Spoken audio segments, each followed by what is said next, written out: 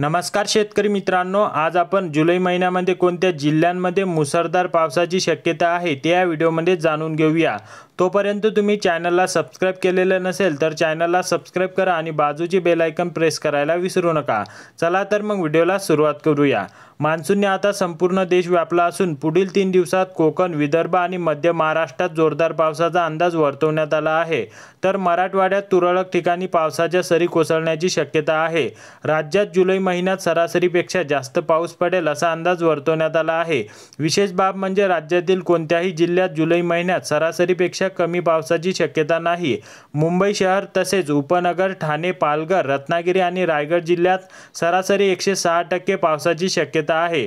दुसरीकडे नंदुरबार, नाशिक, धुळे, अहमदनगर, पुणे, कोल्हापूर या भागात देखील जून महिन्यात मुसळधार पावसाचा अंदाज वर्तवण्यात आला आहे। याशिवाय पूर्व सोलापूर, परभणी, लातूर, धाराशिव, नांदेड, छत्रपती संभाजीनगर या मराठवाड्यातील जिल्ह्यांमध्ये अतिमुसळधार पावसाचा अंदाज आहे।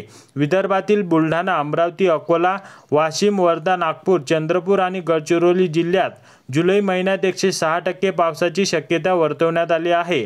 आज कुठे कुठे पावसाचा इशारा आहे जाणून घेऊया।